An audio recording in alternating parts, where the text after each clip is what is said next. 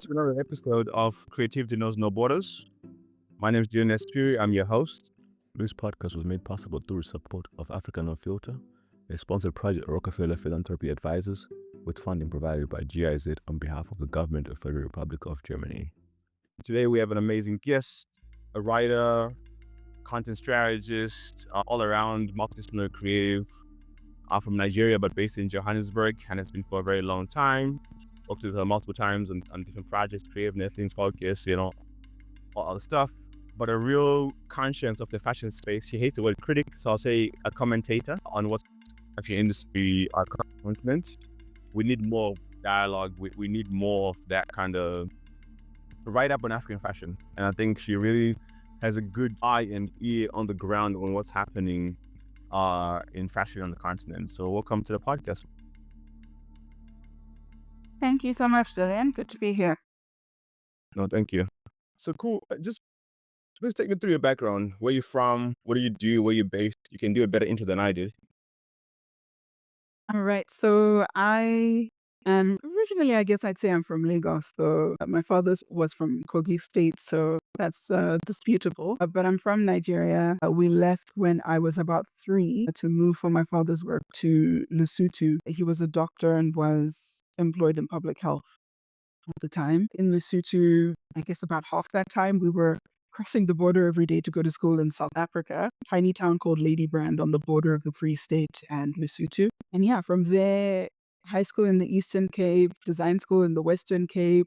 So it was a little bit of a journey around the country. But yeah, I studied fashion in Cape Town, worked there for another 5 years, and just found, I guess, my study time and my work time there to be a really, I'd say, an enriching experience and a really focusing experience. I think it brought to light for me that my interest was really in fashion as a system and not necessarily in style as like a personal expression practice, which I do love, but in terms of what I wanted to focus my work on, that actually wasn't where my focus was.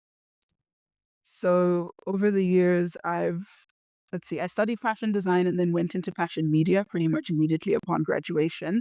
I had, I don't know, maybe an identity crisis with design right around graduation time.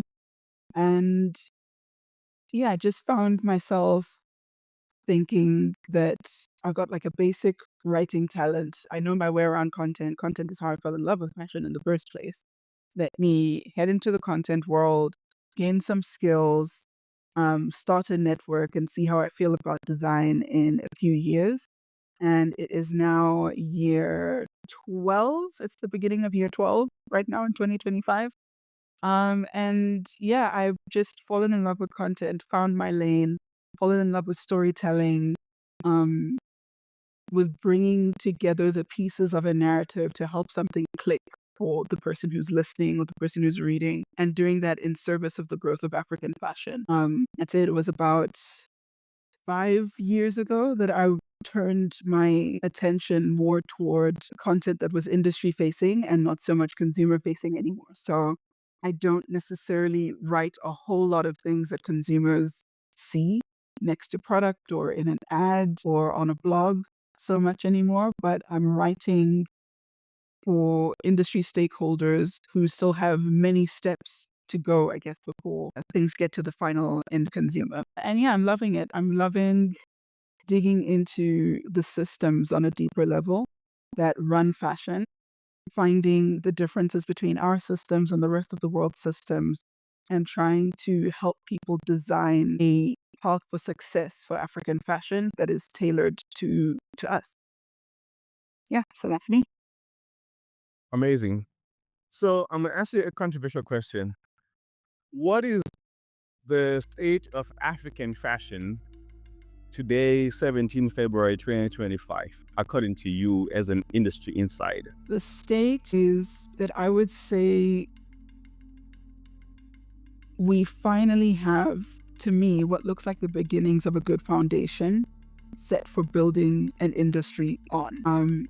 Omoyemi Akirele, who founded and runs Lagos Fashion Week, said a few years ago, and I think it ruffled some feathers, that we're not actually an industry. We're an ecosystem, but we're not an industry in terms of what's been built up, what's been established, what infrastructure we have. And I agree with her. I would say that right now, I think we're approaching the end of our time as an ecosystem and the beginning of our time as an industry. I'd say that there's still a lot of investment to make in order to make that happen. We're still quite fractured across the continent. We're still having the kind of infrastructure issues that force designers to be their own everything. They've got to be their own school and train. They have to be their own factory and not necessarily be able to outsource to people who just manufacture.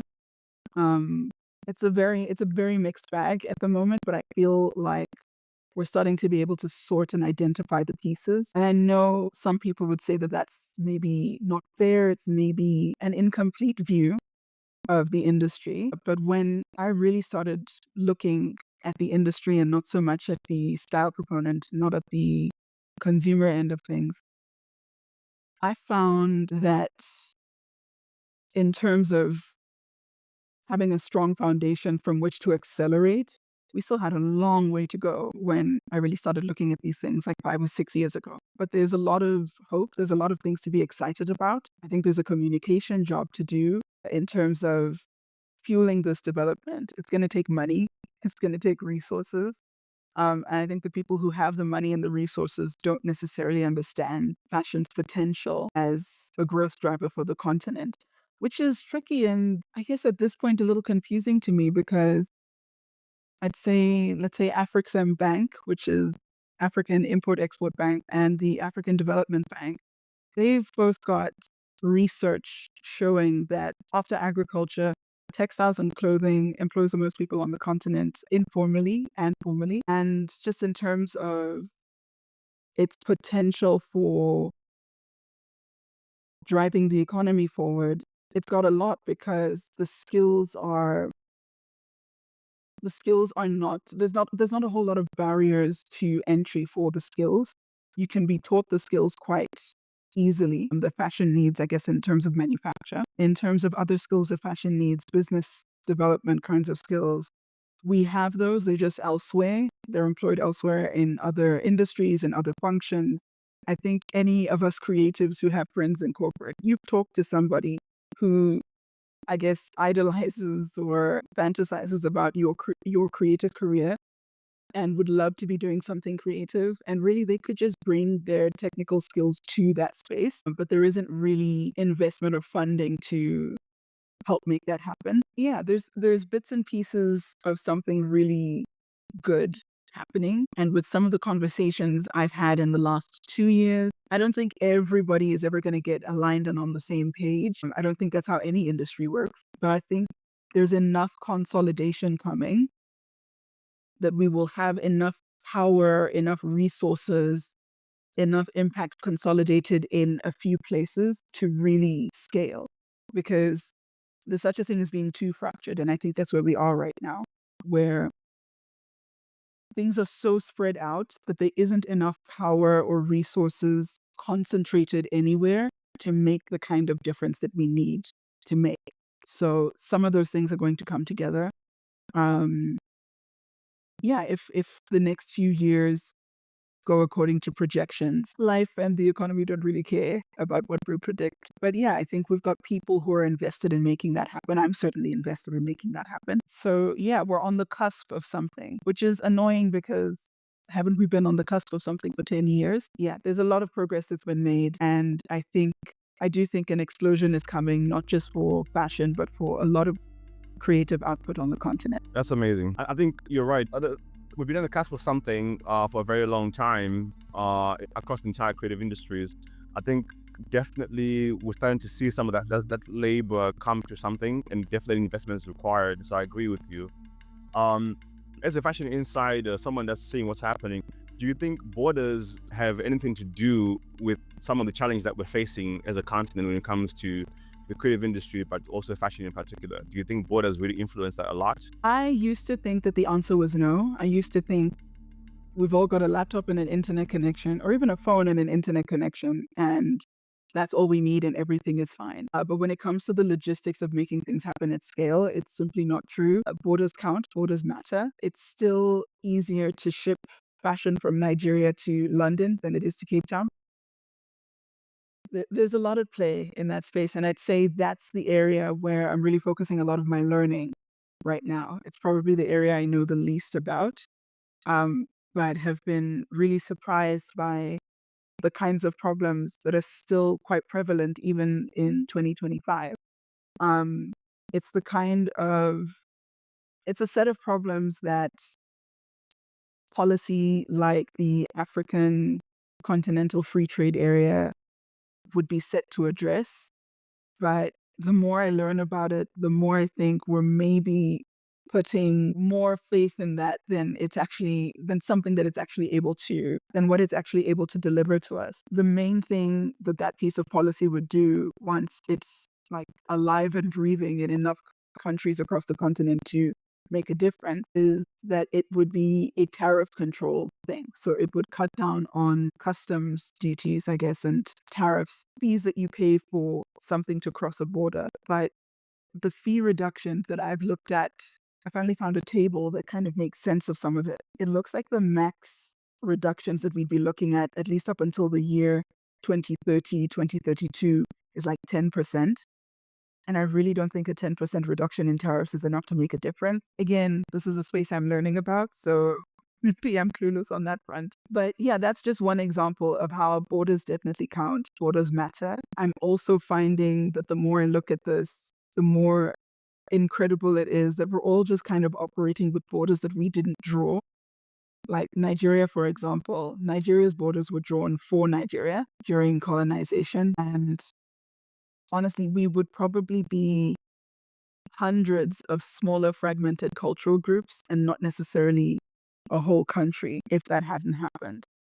And I'm also finding that there are these histories that we've inherited, basically.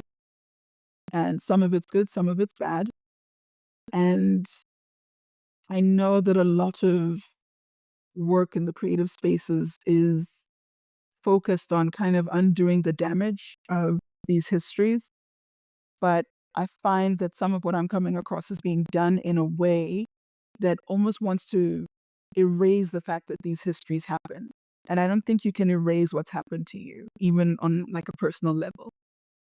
If, for example, you have childhood trauma, and what you do now with your life, what you're able to make of it despite that happening, or even because it happened and because of resilience that it gave you. You just kind of have to find a way to move forward on the existing foundation. I don't think it's a fruitful exercise to try and erase your past or change your past. I don't think it can be done. But yeah, there's also efforts, I think, that are just focused on saying, okay, this is us, this is what we have, this is what we've inherited, good and bad, what now? And I think that's a much more fruitful place to be and a good question to be asking. And yeah, I think that really applies to the question of borders across the continent and creativity across those borders. We have these borders, they separated us or they banded us together, they robbed us of something, they gave us something else. What now? What do we want to do with those? So yeah, that's my take on our borders. I think about this all the time, and I don't think it's something that has answers that could go out in a white paper or a journal and then everything is fixed. I think we are co-creating a reality that will be the answer. It will only, I guess, make sense and have all of its pieces together in retrospect when we're looking back like 20 years from now. But as things stand right now, I think our borders are, I think everything has pros and cons to it, and our borders are the same, and it's up to us to make the most of the reality we've been handed. No, 100% agreed there. I like the question that you had of what do we do with what we have, the good and the bad, and how do we structure for a better future? I think it's super important. Like I said, it's not going to be resolved today, but then I think the conversations need to happen, and the experiments and ideation and plotting a way forward, I think, is required. And I mean, definitely that. I think about And what. it's not Yeah, go ahead. it's not an exercise in pretending the past didn't happen, which I think is a criticism that this approach gets a lot. It's not an exercise in absolving evils of the past and I guess just saying that they should have no consequences. It's an exercise in getting back in the driver's seat and not letting what's happened to you drive you around, drive us around collectively. Yeah, 100% agreed. Yeah, definitely. It's a very interesting time, I think, to be on this continent, being a creative, and I think some of our thinking can shape new narratives for the continent that we want to live in, and what kind of borders, and how do we leverage the good and acknowledge the past and plot in a new kind of, I'd say, continental outlook, I guess. So definitely. I was going to say that I think identity also comes into play quite a bit here. Identity and its role in connection. We identify as Africans on the global stage. We don't actually know each other that well in terms of our values, our cultures across borders. I think that will be valuable, and I think a creative education on what's happening in, I guess, your field, but in another African country could be interesting, because the more we identify as a group, but without any real knowledge of what we share, what we don't share, the more we run the risk of participating in like flattening the nuances of our continent, the differences, the value, the cultural value of our continent. We risk participating in flattening it to nothing. And I think so much would be lost doing it that way. I think we're also contending with a world that is so focused on individualism now. We are multiple generations who have forgotten the basics of connecting with people, which makes it even more difficult to like learn this stuff about each other. But it's worthwhile work. And I think as people are experiencing the downside of all this over individualism and self-focus and the devaluing of community, I think there's a pendulum swing back to like how urgently we need community, how urgently we need togetherness. And I think that could motivate us enough to do this work of getting to know each other, getting to know the differences, the nuances. And I think that's very valuable cross-border work, I guess. Yeah, very true. I mean, I'll be interested in, with technology, you'd think this would be better, right? That would be have better connections and better ways of building community. Somehow, technology actually made it worse, the separation and creating a big anxiety on wanting to know each other. How do you think then we can better leverage technology to create that kind of education that's required in community and network to build a better continent beyond borders, basically? What's your take on that? We are not using technology as intentionally as we could. When social media first came on the scene, we kind of just passively accepted it. We didn't critically engage with like, what should this be for? How should we be using it? We didn't ask the questions 10 years ago that we all ask about social media now, around mental health and around what's a good way to use it versus a bad way to use it. So I think without that intention, we kind of just let the hyperconnectivity overwhelm us. We're connected to way too much of what doesn't actually matter and not to enough of what does. We associate the platforms now with overwhelm. So we're not using them to connect in the ways that we could be using them. Generally, person-to-person trust in the world right now is pretty low. So people don't always trust like a stranger reaching out and saying, I'd like to get to know you and your work. I also think that like that's the perspective on how we're engaging, but on how the platforms actually work, and they're designed to work a certain way in order to maximize extracting value from us as users, because we don't pay for the product, so we are the product. And in that design of trying to extract as much as possible from us, it's the algorithms and designs and strategies used to make social media the behemoth that it is right now are not necessarily designed to foster connection. They're just designed to keep you on whatever app it is for as long as possible. So yeah, there's that core function of being able to connect us, but it's not necessarily what the platform wants to do.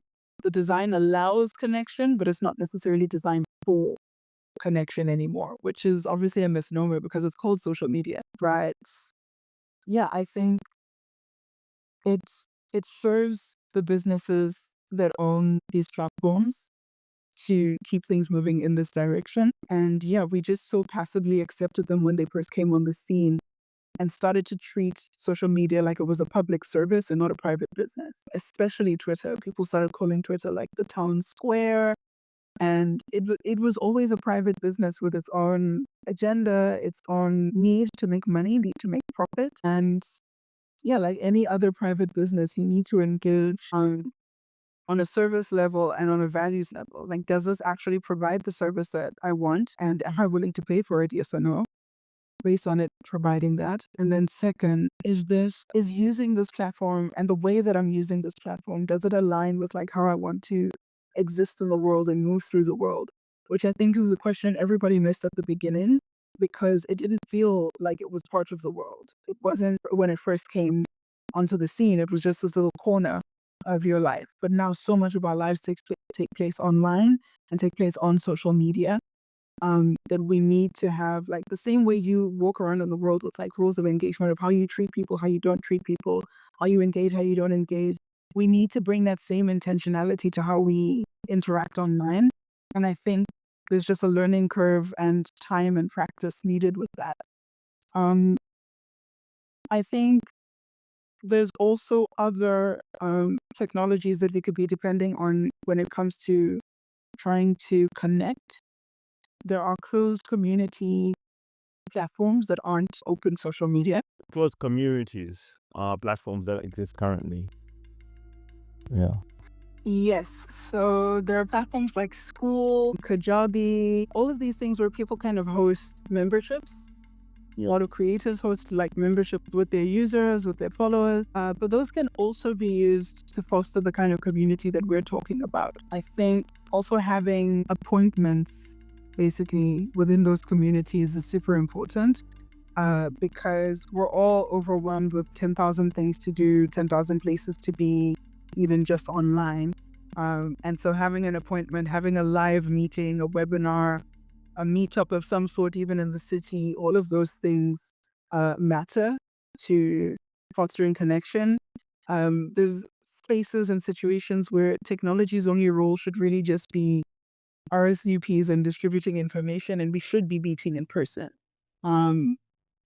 So there's different things we can do, but A, we're not super intentional. B, we're time poor and have other priorities because honestly, if this was more important to us, we would be prioritizing it. That's very true. That's very true.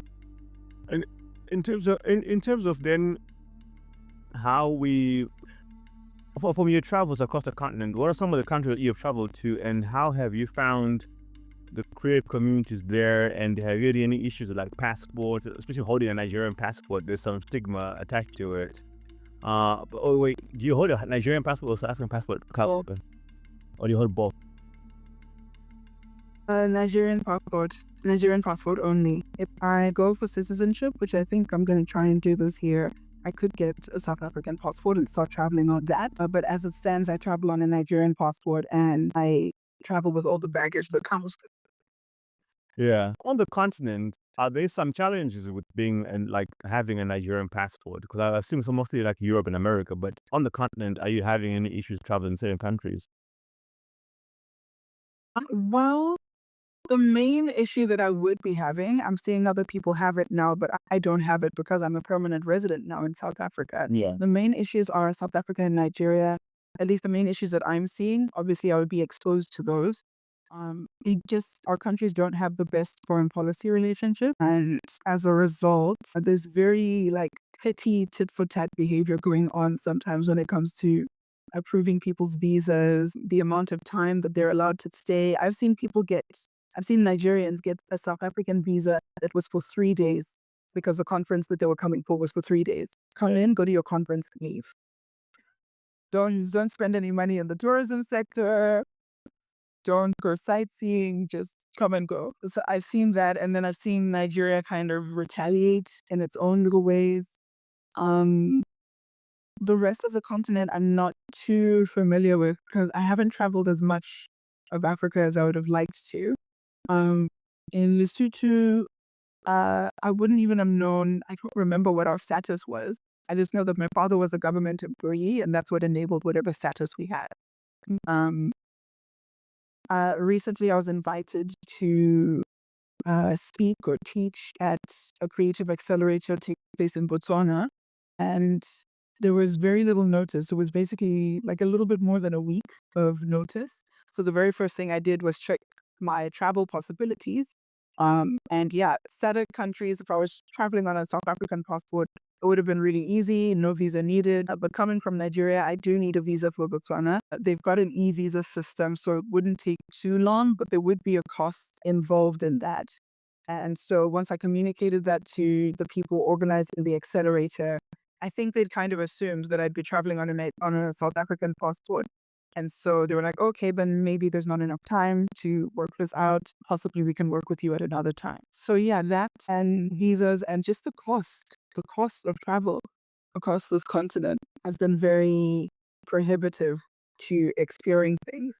I wanted to spend a month in Kenya for a while, and like financially, I'm going to see if I can swing that to make it happen this year, but I haven't been able to swing it in years previous. Yeah, just the logistics of traveling our own continent are much more complicated and tedious than they need to be. This is also another thing that people are expecting to be addressed by the free trade area, but so few governments are actually moving on enacting any of that policy and like making it their current operating procedure. You also just have, I don't know, just tensions across things, across different spaces and different cultures, different leaders, and I guess power grabs and power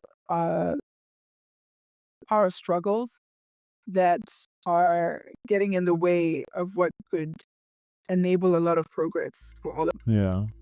No, definitely. And there seems to be like very little effort towards a united front on trying to make the continent very connected and self-sustaining and also self-regulating, as you can see with like Trump and tariffs and all that kind of stuff and everything. There's no like, cool, let's back each other up. Let's build our own ecosystems and all. Like, well, let's build our own industries and process our own raw materials here locally and all that kind of stuff, and leverage whatever knowledge and. Yeah, there's definitely been a push toward that in isolated places, but I think it's still isolated because policy is just not getting on board. Where did I read the other day? Benin. Benin is a major producer of cotton in West Africa, and they are going on a mission, a journey, I guess, of trying to own more of the value chain and do more refining and finished products at home and not just export the raw material, which is what most of Africa has done with most of its resources for a very long time. I'd say it's definitely as a colonial legacy that was left behind.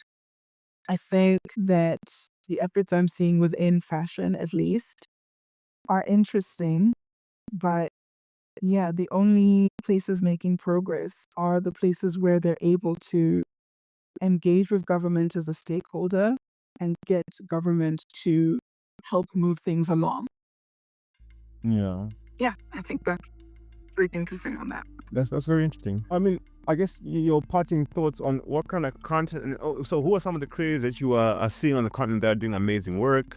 And then, what's a borderless continent look like to you? Okay, well, a borderless continent to me looks like the ability to perhaps start a conversation online about a collaboration, about a project, and be able to get to an in-person stage without the hoops that we currently have to jump through, without as much financial stake, or without having to spend so much to do it. And basically, me and whoever I'm working with on that project were able to invite other creatives to come and experience the finished product. And it's not financially prohibitive for them to be able to come and do that. I think in person has a lot of value, and we need to be able to unlock that with ease of movement. So ease of movement is definitely something I see as defining a borderless continent. I also think that experimentation would be much more possible on a borderless continent. Taking a technique from one place and testing it out in the context of another place. Taking creativity from one place and seeing how another place responds to it. For example, Nigerians wear traditional Nigerian clothes. South Africans wear traditional South African clothes. Would there be less walls up about that and more exchange in just being able to wear each other's clothes if the continent were borderless? I don't know. I'd like to find out. Yeah, it would enable a lot more exchange as well of practices, of resources. I just see a lot more movement and movement together that would be possible with a borderless continent. But it's the same as what we talked about with the technology. Like, having a borderless continent would be a platform, it would be a tool. It's up to us to use it properly. I think way too many of us are kind of waiting for somebody else to foster connection for us, and we're not being proactive about what we say we want, which is more of this creative exchange across the continent. And so if we could kind of lean in the ways that we can, I mean, there are definitely systems and platforms not working toward the same agenda. We could lean in as much as we could in that kind of reality where things were borderless. I think scale, a lot of scale would be possible, a lot of scale would be unlocked. And I think ideas that we will not have access to without creative exchange, innovation that we won't have access to without certain ideas meeting in the same room, all of those things would be made possible. And would be made possible, and then also would be made probable, and then would be made frequent. It wouldn't be such a huge and different thing when we're able to get this right. It would become the norm. It would become the status quo. It would just become how we operate. I like that. I like that thinking. I think it takes intention from collectively from everybody. And who are some of the creators that you're looking at? If you want to shout out some names and all that kind of stuff across the continent that are doing amazing stuff, amazing work across. I think I shout out Eco Bonds. I hope I'm saying his name right. He's got a great platform spotlighting African creatives. I'd say a lot of Nigerian designers. I feel like if I start naming names, I'll leave out some people and then start some fights. A lot of Nigerian designers who are really just changing the game and raising the standard in occasion wear and red carpet in couture on the continent. Not that we need to call it couture, but anyway. Who else? It's always so frustrating to be put on the spot and not remember who you're looking at and who you're following and talking about. But yeah, I'm getting to know Ghana, I guess, and the scene there and the names there. So if you ask me in another couple of months, maybe I'll have some names from Ghana for you. But yeah, I think we just have such an interesting set of people coming up who are asking new questions, and as a result doing work that feels new, even though we know that, like, at the core of things, nothing's really new under the sun. But they're doing work that feels new and that feels like who we are and how we are living now, as opposed to ideas that have felt like repetition or celebration of the past and celebration of heritage. There are ideas now that are using that heritage in a way that does not feel like an homage, I'd say, to what's old. There is a designer, just remember his name. I think his name is Boyedo.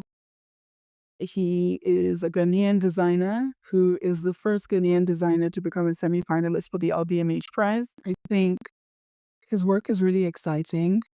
It's interesting. It's very wearable and approachable, which I think connects with more people and is able to make an impact for more people than perhaps avant-garde work that still has kind of a journey to make before it fosters a real connection with the end user. And yeah, I'd say some of the talent in South Africa as well that's just doing incredibly well on various platforms like SA Fashion Week. Google by Google is knitwear, it's menswear, and Gugu Peteni, the designer, I think just has a really interesting creative lens to offer to menswear, which can be very, very repetitive, and it takes true innovation to kind of stand out and break out when it comes to menswear. Lazan Viviers is someone that people are always talking about on the continent as well. I really, just personally, in terms of my personal taste, I really like Bikile Sokulu. I like her work. I'd say Robin Century, who's one of the recent winners of the SA Fashion Week menswear scouting competition. I think if she can kind of get a good thing going, because she's just started, if she can get a rhythm going and a good foundation established for her brand, I think her clothes could be a really interesting addition to the market in terms of it being like the new generation of streetwear. Amazing. Yeah. Yeah, I think that's all the names that are.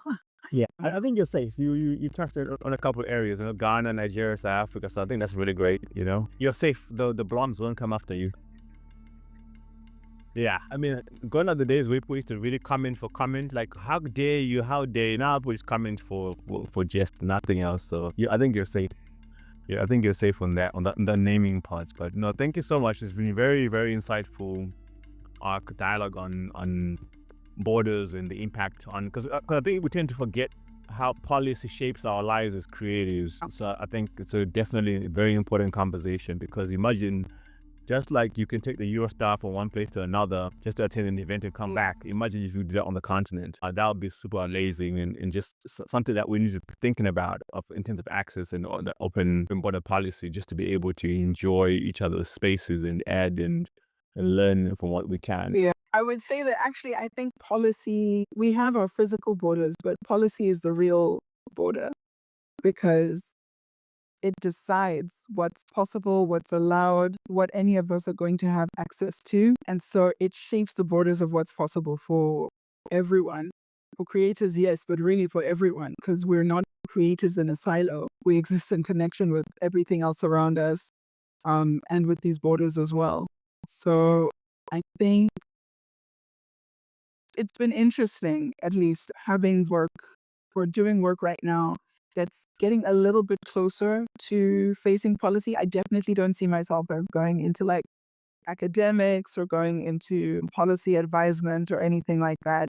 I still want to basically have my hands always in the enabling work that's making more possible for people, I guess, after policy has allowed it. But yeah, I think now that I'm doing this kind of work, I'm seeing policy as the real border. And I'm not necessarily saying that as a negative, lose all hope kind of thing. I think that there's a lot of possibility if policy will get on board. And in the meantime, there's still plenty of work to do within what it allows us to do now. Yeah, I like that. Thank you so much. But we have our nugget. Policy is the border.